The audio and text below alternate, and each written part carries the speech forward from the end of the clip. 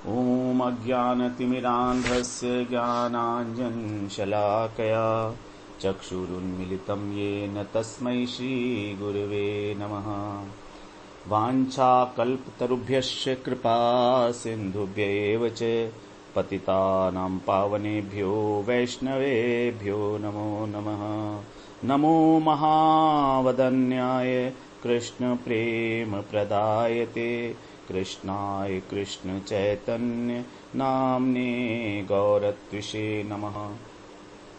हे कृष्ण करुणा सिंधो दीनबंधो जगत्पते गोपेश गोपिका कांत राधा कांत नमोस्तुते। तप्त कांचन गौरांगी राधे वृंदावनेश्वरी वृषभानुसुते देवी प्रणमामि हरिप्रिये। वृन्दायै तुलसीदेव्यै प्रियायै केशवस्य च कृष्णभक्तिप्रदे देवी सत्यवत्यै नमो नमः। श्रीकृष्ण चैतन्य प्रभो नित्यानन्द श्री अद्वैत गदाधर शिवासादि गौरभक्तवृन्द। हरे कृष्णा कृष्णा कृष्णा हरे हरे हरे राम राम राम हरे हरे। हरे कृष्णा। सर्वप्रथम मैं अपने गुरु पाद पद्म ओम विष्णुपाद अष्टोत्तर शत श्री श्रीमद् भक्तिवेदांत माधव गोस्वामी महाराज के चरण कमलों में अनंत कोटि दंडवत प्रणाम ज्ञापन करता हूँ। हम लोग श्रीमद् भगवद गीता के 13वें अध्याय का श्रवण कर रहे हैं।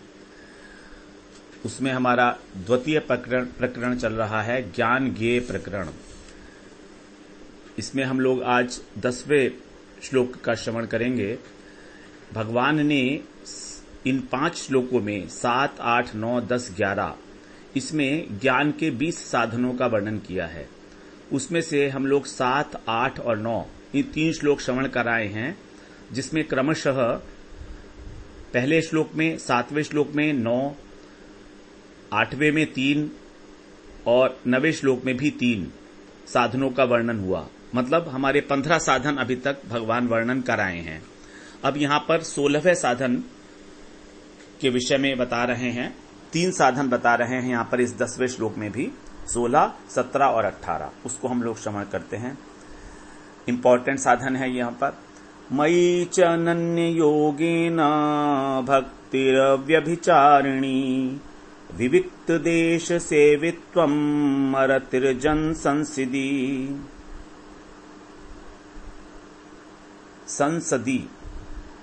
मयि च अनन्य योगेन भक्तिरव्यभिचारिणी। मयि माने मुझ में, अनन्य योगेन अनन्य योग के द्वारा, अर्थात एकांतिक भक्ति निष्ठापूर्वक। अव्यभिचारिणी भक्ति कैसी होनी चाहिए? अव्यभिचारिणी अर्थात भगवान को छोड़कर अन्य किसी देवी देवताओं की भक्ति नहीं, केवल एकमात्र भगवान की भक्ति। भक्तिर अव्यभिचारिणी। यहां पर अव्यभिचारिणी शब्द का अर्थ होता है शुद्ध भक्ति। ये मिश्रा भक्ति नहीं है, इसमें किसी प्रकार की कोई मिलावट नहीं है। तो पहला 16वां साधन बताया अव्यभिचारिणी भक्ति। उसके बाद बताना है विविक्त देश सेवित्वम। विविक्त का मतलब होता है एकांत। एकांत स्थान का सेवन करना, एकांत स्थान में रहने का स्वभाव। सेवित्वम सेवन करना। और ये 17वां साधन हो गया। और 18वां साधन हो गया हमारा अरति जन संसदी। अरति का मतलब रति न होना, रति का न होना अर्थात अरुचि होना। किसमें? जन संसदी मनुष्यों के संग में। जो विषयों में आसक्त मनुष्य हैं उनके संग में अरुचि होना, यह है अरति जन संसदी। तो 3 प्रकार के साधन यहां बताए, 16वां, 17वां और 18वां।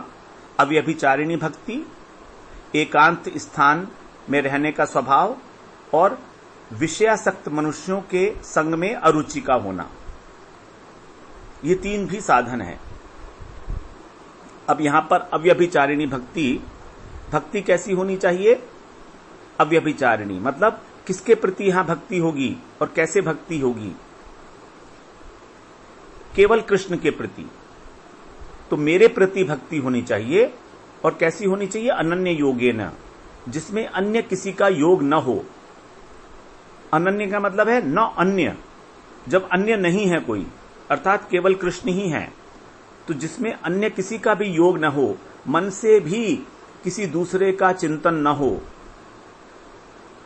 जैसे एक पतिव्रता स्त्री अपने सतपति का ही चिंतन करती है, उसके अतिरिक्त वो पर पुरुष का चिंतन कभी नहीं करती, उसी प्रकार की भक्ति होनी चाहिए। अनन्य, जहां अन्य है ही नहीं, जिसने सब प्रकार से केवल और केवल भगवद आश्रय ले लिया है, कृष्ण का आश्रय ले लिया है। अब उसको जगत के किसी व्यक्ति का, किसी वस्तु का, किसी परिस्थिति का आश्रय लेने की आवश्यकता नहीं है, न अन्य किसी देवी देवता का आश्रय, केवल एकमात्र भगवान का आश्रय, जिसको भगवान ने 12वें अध्याय में अंतिम श्लोक में कहा था, मत परमा, मेरे ही परायण होना।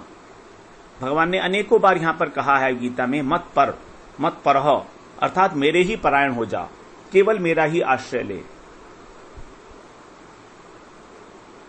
श्रद्धाना मत परमा भक्तास्ते अतीव में प्रिया, वही भक्त मुझको अति प्रिय हैं जो श्रद्धा युक्त होकर केवल मेरे ही आश्रय लेते हैं।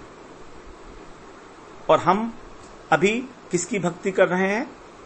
हम मातृ भक्ति कर रहे हैं, पितृ भक्ति कर रहे हैं, पत्नी भक्ति कर रहे हैं, पति भक्ति कर रहे हैं, पुत्र भक्ति कर रहे हैं, देश भक्ति, समाज भक्ति, देवी भक्ति, शिव भक्ति, हनुमान भक्ति, ये सब भक्ति कर रहे हैं हम। भगवान तो यहां कह रहे हैं कि केवल मेरी भक्ति। भगवान ने अनन्यता भी बोली यहां पर और अव्यभिचारिणी शब्द भी बोला, दो बातें।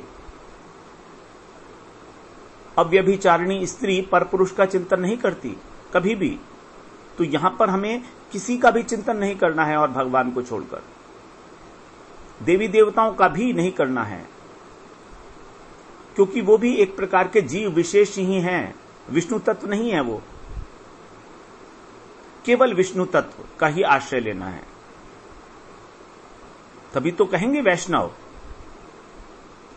जिसने केवल विष्णु की ही शरण ली है, विष्णु मंत्र में दीक्षित होकर, उसी को वैष्णव कहा जाता है। तो उस परम तत्व की अपेक्षा की तुलना में सब कुछ अत्यंत तुच्छ है। यदि भगवान की भक्ति करनी है तो हमें इस क्षुद्र मानसिकता से ऊपर उठना होगा। हमारी मानसिकता अभी बड़ी क्षुद्र है, बड़ी तुच्छ है।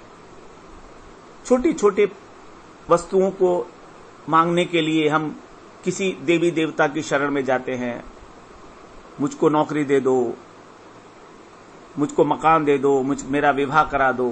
अनेक अनेक देवी देवता हैं, इसके लिए बैठे हैं, इच्छा पूरी करने के लिए। एक पूरा सिस्टम बना हुआ है ऊपर तक कि अगर आप इस देवी देवता की पूजा करोगे तो तुमको ये मिलेगा, तो तुमको ये मिलेगा, इस प्रकार का व्रत करोगे, इतने समय तक व्रत करोगे तो। लेकिन ये सब तुच्छ है, सारा भौतिक धरातल के ऊपर ही है, संसार से ही संबंधित है। जब हम भक्ति की बात करते हैं तो केवल विष्णु तत्व, राम की भक्ति, कृष्ण की भक्ति, इन्हीं की भक्ति की जा सकती है। समाज भक्ति, देशभक्ति नहीं होती कुछ भी, मिसनोमर है देशभक्ति शब्द। भक्ति शब्द भगवान के लिए रिजर्व्ड है, इस बात को समझें हम लोग। भगवान और भक्ति, भक्ति भगवान की ही स्वरूप शक्ति की वृत्ति है, अन्य किसी की नहीं है। अनन्य भक्ति के विषय में हम लोग पहले बहुत चर्चा कराए हैं। 3 स्तर पर अनन्य भक्ति सिद्ध होती है, साधना के स्तर पर, कामना के स्तर पर, साधन के स्तर पर और साध्य के स्तर पर। तो हमें कृष्ण को अतिरिक्त और किसी प्रकार की कोई कामना नहीं रखनी है। साधन के लिए हमें केवल शुद्ध भक्ति का आश्रय लेना है और साध्य के स्तर पर केवल कृष्ण ही एकमात्र हमारे परम लक्ष्य हैं। कृष्ण प्रेम ही हमारा उद्देश्य है।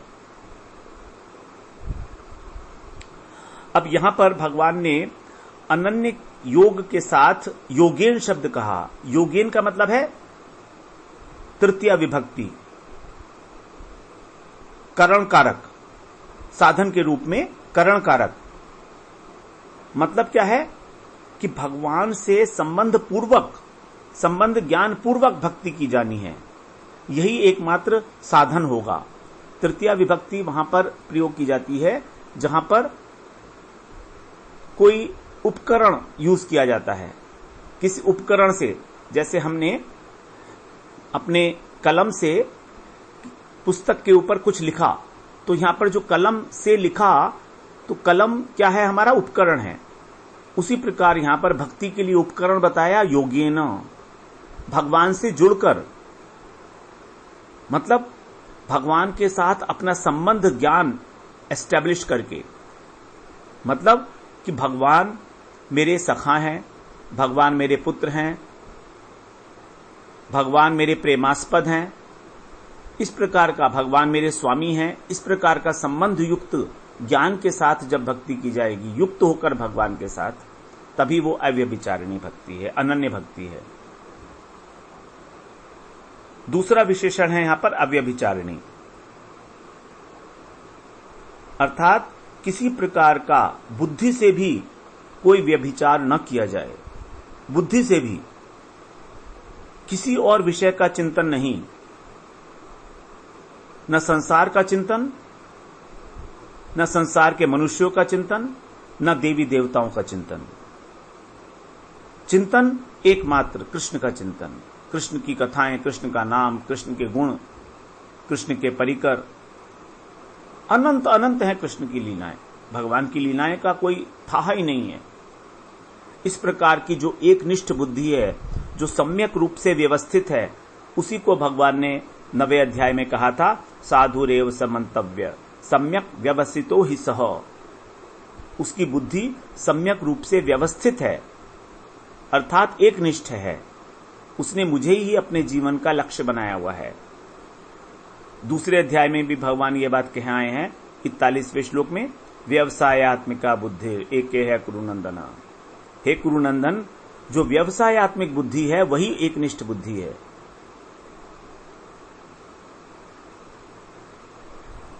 तो बुद्धि में किसी भी प्रकार की चंचलता का भाव, जो भक्ति सदा रहे, साध्य को प्राप्त करके भी बनी रहे।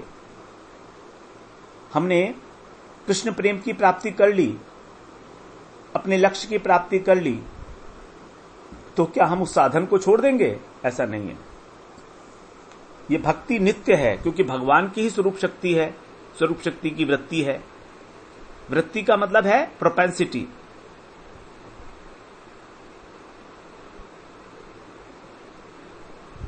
तो भगवान की ही स्वरूप शक्ति की वृत्ति होने के कारण जिस प्रकार भगवान नित्य है, वैसे भक्ति भी नित्य है। इसीलिए भक्ति साधन भी है और भक्ति साध्य भी है। साधन भक्ति से भाव भक्ति, भाव भक्ति से प्रेम भक्ति, और प्रेम भक्ति के बाद भी भक्ति का मतलब है सेवा। तो भगवान को प्राप्त करके भी, भगवत प्रेम को प्राप्त करके भी भगवान की ही सेवा करनी है, वही है भक्ति। भज इत्येष वै धातु सेवायाम परिकीर्तित है। सेवायाम परिकीर्तित है। भज का अर्थ ही यह है सेवा।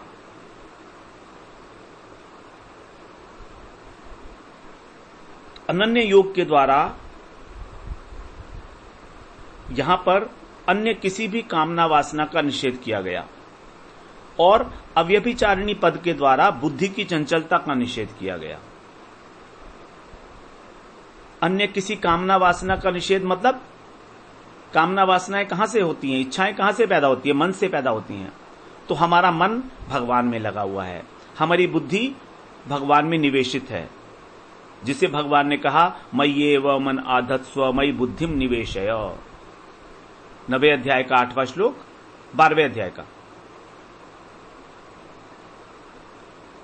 तो इस प्रकार से वासना हमारे मन के अंदर जो है, और विक्षेप हमारी बुद्धि का, इन दोनों से मुक्ति, न तो वासना का भी कोई ट्रेस यहां पर है और ना ही विक्षेप है हमारी बुद्धि के अंदर किसी प्रकार का। जब इनसे मुक्त हो जाएगा व्यक्ति, तभी भक्ति की जा सकती है। इस प्रकार भगवान से संबंध युक्त होकर ही अव्यभिचारिणी भक्ति संपन्न होगी। यदि संबंध नहीं है तो हमारी बुद्धि इधर उधर भटकेगी।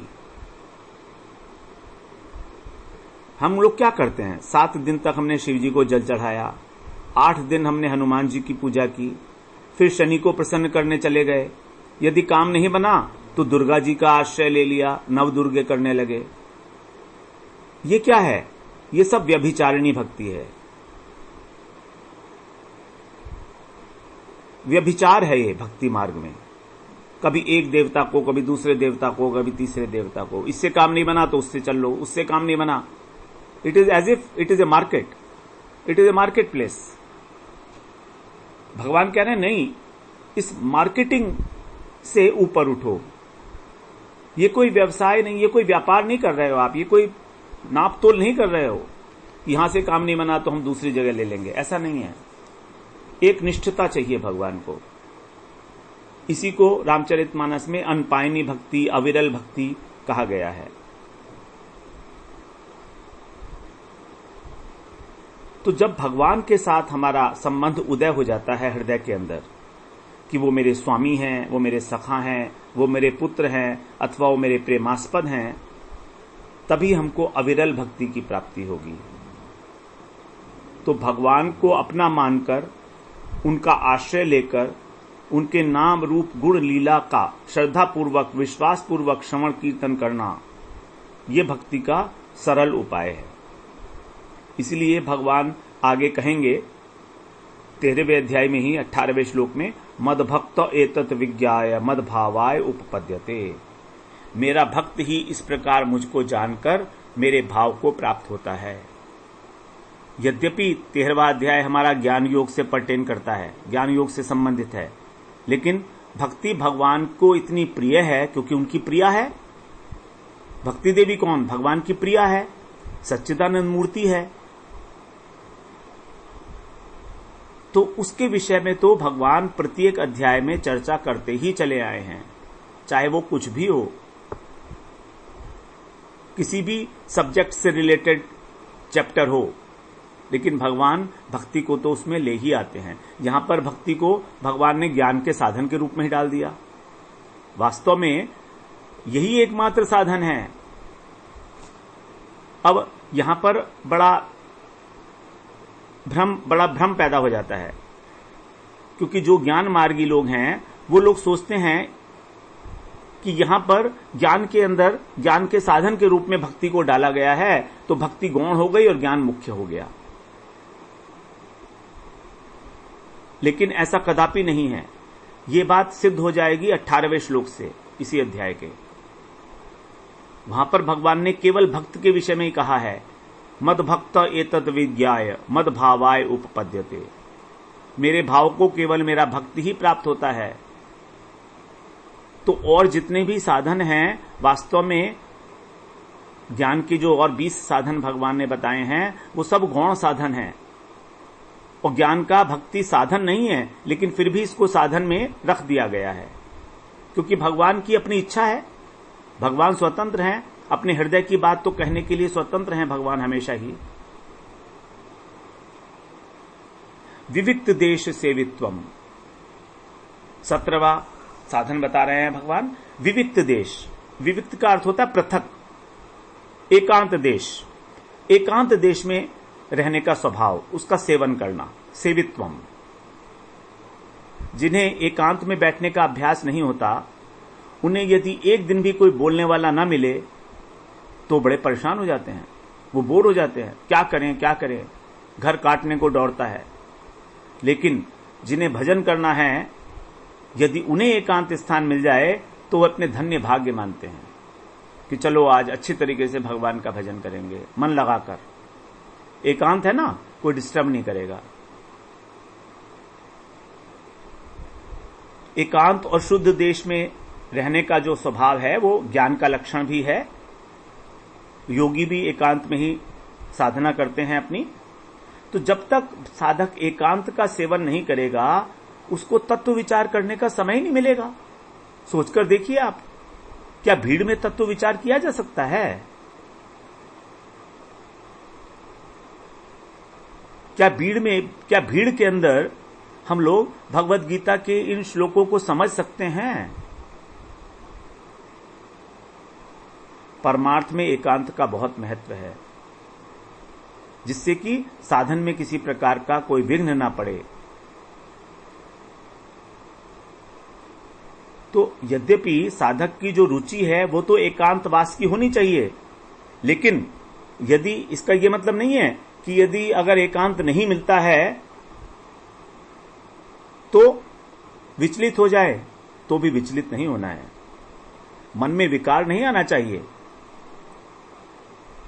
कुछ इस प्रकार की परिस्थिति अगर बन गई है कि हमें एकांत नहीं मिल पा रहा है कुछ समय तक, तो भी कोई बात नहीं है, विचलित नहीं होना है।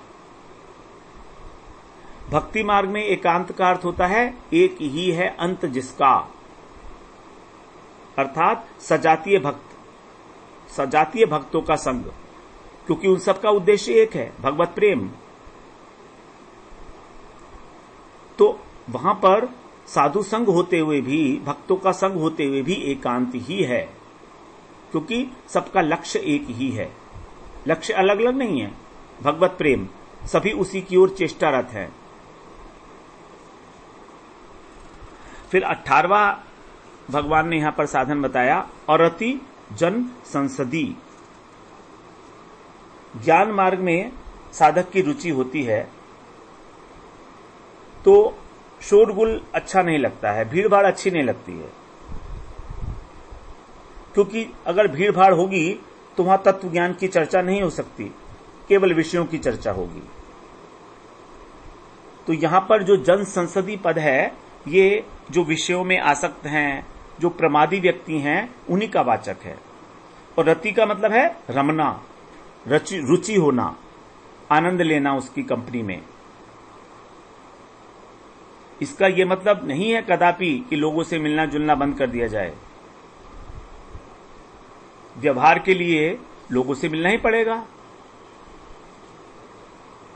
लेकिन उनमें ऐसा रम नहीं जाना है, आसक्त इतना अधिक नहीं हो जाना है कि हम अपना उद्देश्य ही भूल जाएं। हमें अपने उद्देश्य को निरंतर याद रखना चाहिए। इसी बात का महत्व है वास्तव में। इस पूरे जीवन में हमने अनुभव किया होगा कि वास्तव में महत्व केवल उद्देश्य का है। यद्यपि 4 वस्तुएं हैं संसार में जो देखी जाती हैं, पदार्थ, क्रिया, भाव और उद्देश्य। उत्तरोत्तर चारों ही एक दूसरे से अधिक श्रेष्ठ है। पदार्थ मतलब संसार के अंदर जो वस्तुएं हैं उनका इतना महत्व नहीं है, क्रिया का अधिक महत्व है, सेवा का अधिक महत्व है। सेवा से भी अधिक भाव का महत्व है, किस भाव से सेवा की जा रही है, कहीं हमारा भाव शुद्ध है कि अशुद्ध है। और भाव से भी अधिक श्रेष्ठ है उद्देश्य जीवन का। यदि हमें अपना लक्ष्य हमेशा ध्यान में है, हम सावधान हैं उसके प्रति, तो हमसे कभी भी कोई गलत कार्य नहीं हो सकता, अगर लक्ष्य के ऊपर दृष्टि है तो। इसीलिए लक्ष्य 2 प्रकार के बनाने चाहिए, एक लॉन्ग टर्म, एक शॉर्ट टर्म। लॉन्ग टर्म लक्ष्य तो भगवत प्रेम है, वो तो बहुत दूर की बात हो गई, लेकिन एक शॉर्ट टर्म लक्ष्य बनाया जा सकता है अनर्थों की निवृत्ति, कि किस प्रकार से हमारे अनर्थ दूर हों, किस प्रकार से हमें भगवान के नाम में रुचि हो, किस प्रकार से हमें धाम का वास मिले, साधुओं का संग मिले, हरि कथा श्रवण करने को मिले, सचातीय भक्त मिले, जिससे हम भगवत चर्चा कर सकें। ये लक्ष्य हमारा एक मीडियम टर्म लक्ष्य है। तो इसकी हमेशा चिंता रखनी चाहिए हमको। तो हमको भीड़ भाड़ में लोगों के मेले में जाने पर रस नहीं लेना है, मजा नहीं लेना है। व्यवहार के लिए जितना आवश्यक है उतना मिलना है, सबसे काम निकालना है, लेकिन आसक्त नहीं होना है, संग नहीं करना है उनका। संग केवल भक्तों का और साधु का ही करना है।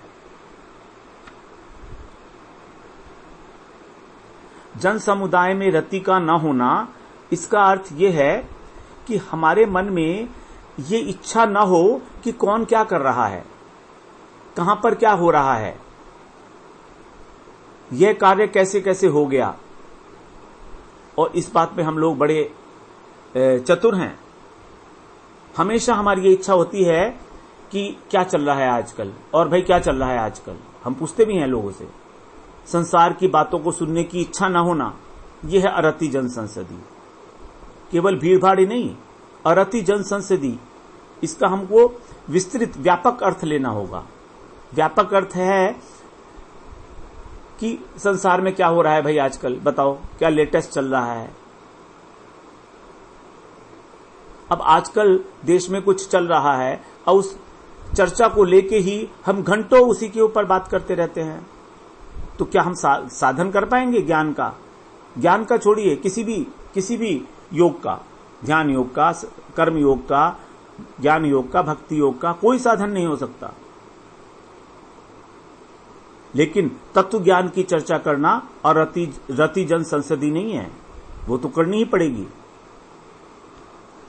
तो इस प्रकार जो आजकल के समय में हम लोगों को इस विषय के अंदर अत्यंत सावधानी बरतनी चाहिए, क्योंकि समाज में जो हम देखते हैं वो सारा का सारा मीडिया केवल इस चर्चा में ही लगा हुआ है कि वहां पर क्या हुआ, वहां पर क्या हुआ, वहां पर क्या हुआ। पूरे देश की, पूरे संसार की खबर रखने के लिए हमारा जो मन है, हमारा जो हृदय है, वो आतुर रहता है कि क्या हुआ। सुबह को अखबार उठा के देख लें, सुबह को क्या हुआ, कितने लोग मरे,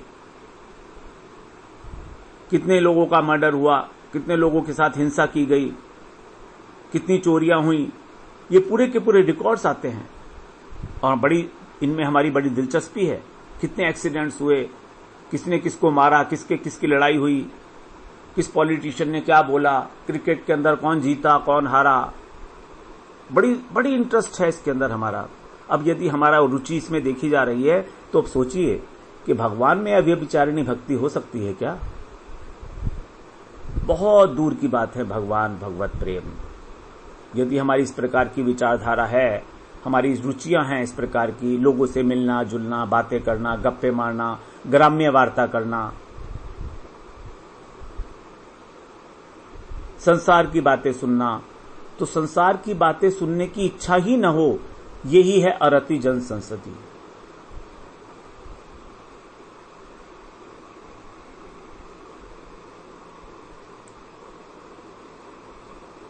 मार्कंडे पुराण में कहा गया है, संग सर्वात्मना त्याज्य सचेत त्यक्तुम न शक्यते सद्भिः सह कर्तव्य सताम संगो ही भेषजम। कि साधक को आसक्ति पूर्वक किसी का भी संग नहीं करना चाहिए, आसक्ति पूर्वक। और यदि वो ऐसा करने में असमर्थ है तो उसको केवल श्रेष्ठ पुरुषों का ही संग करना चाहिए, क्योंकि साधु संग ही असंगता को प्राप्त करने की एकमात्र औषधि है। भेषजम का मतलब औषधि, सताम संगो ही भेषजम। साधुओं का संग ही एकमात्र औषधि है हमारे जीवन में। ये ज्ञान मार्ग के लिए कही गई है बात, और भक्ति मार्ग के लिए तो यही सब कुछ है। साधु संग ही सब कुछ है। साधु के संग में आचरण ही, साधु ही हमारे हृदय को परिवर्तन करता है, हमारी बुद्धि को परिष्कृत करता है, अंतःकरण को साफ करता है अपनी कथाओं के द्वारा, वीर्यवती भगवान की कथाओं के द्वारा। तो इस प्रकार से भगवान ने यहां पर 3 ज्ञान के साधन और बताए। उसके अंदर हुए अव्यभिचारिणी भक्ति, विविक्त देश सेवित्वम, एकांत देश का सेवन, और जन समुदाय में रुचि का न होना। अब हम लोग अगली बार फिर 11वां श्लोक, जो अंतिम श्लोक है इस 5 ज्ञान के साधनों का, उसके अंदर भी भगवान अब हमको साधन बताएंगे। तो 16, 17, 18 ये 3 साधन हो गए। इसमें 2 साधन अब हमको भगवान 11वें श्लोक में बताएंगे, जिसे हम अगली बार श्रवण करते हैं। वाञ्छाकल्पतरुभ्यश्च कृपा सिन्धुभ्य एव च